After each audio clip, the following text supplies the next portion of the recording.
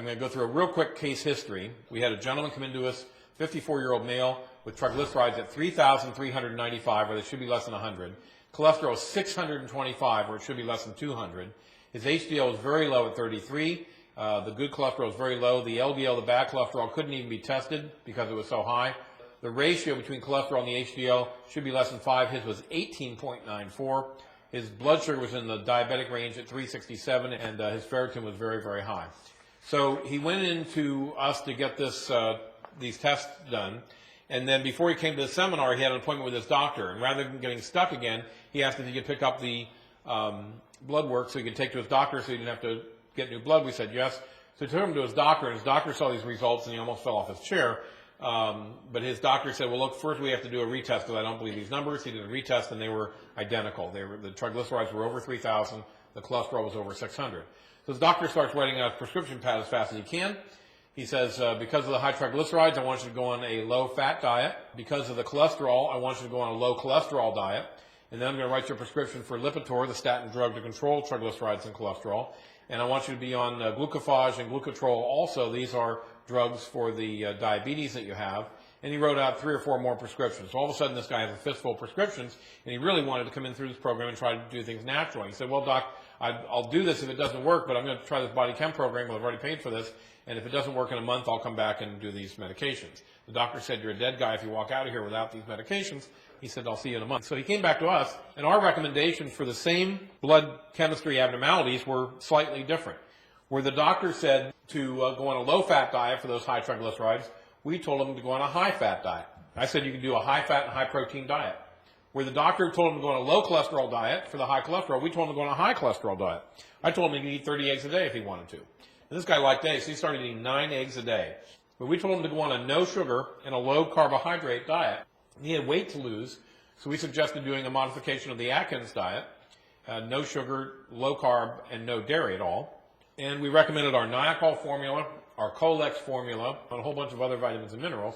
And then he came back a month later after being on the diet and the supplements, and then here were his follow-up blood chemistry. Just like you'll get a blood chemistry in a month, coming through the program the first time, he did too. And after 28 days on our program of the diet and the vitamins, his triglycerides, and this is without medications, his triglycerides were 3395. They came down to 149. His cholesterol was 625. He started eating 9 eggs a day. It dropped to 170. The good cholesterol came up to normal. The bad cholesterol came down to normal. His risk factor dropped from 18.94 to a 4.25. His blood sugar dropped 200 points. His ferritin was cut in half. As a side effect, he lost 33 pounds in 28 days. This guy had a lot of weight to lose. After a year, he had lost 80 pounds. Channel 10 did a story on him. And he's still doing fine, eating lots of eggs, and his cholesterol is normal.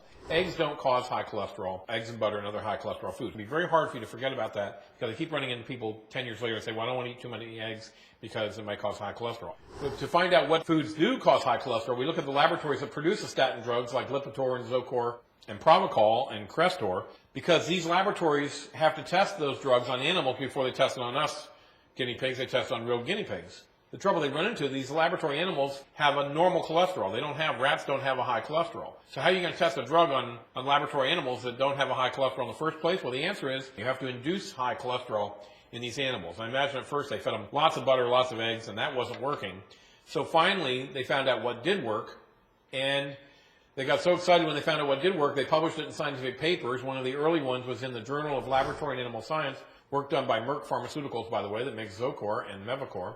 And the abstract there says that several investigators, not just them, have reported that feeding a semi-synthetic diet of casein from skim milk and dextrose, which is sugar, to New Zealand white rabbits will increase the total serum cholesterol concentration, principally through an increase in the bad fraction, thereby creating a useful model for atherosclerosis research. You can't raise laboratory animals' cholesterol by giving them eggs and butter. Give them sugar and dairy. Later in the report, it even says one example of dietary manipulation is the use of a semi-purified cholesterol-free diet. So sugar and dairy raise the blood lipids and the high cholesterol. Dairy and the sugar are what really causes high cholesterol and high triglycerides. And study after study after study show the same thing. Soy protein diet lowers cholesterol. Casein raises it. Journal Atherosclerosis. Not eggs and butter, but cholesterol-free diets of sugar like dextrose and casein raise the total cholesterol and LDL in rats, rabbits, monkeys, mice, and humans, but they leave off the human part. They don't tell you, and they don't tell your doctor. Why do you think that is? Money. In the year 2000, Lipitor made over $4 billion on its own. Last year, all the statin drugs together made over $19 billion, which is over $52 million a day. Since dietary cholesterol does not significantly influence serum cholesterol, we want you to use butter in place of all margarines. Butter's better, tastes better. There's nothing wrong with butter. Some margarines still have even the trans fatty acids that raise the bad cholesterol and lower the good. Promise me you'll never use promise. Use whole eggs, not just the whites. The yolks actually have a lot of nutrients in them. And stay away from egg beaters. I've got a picture of a rat growing an egg beater, so it's not a pretty sight.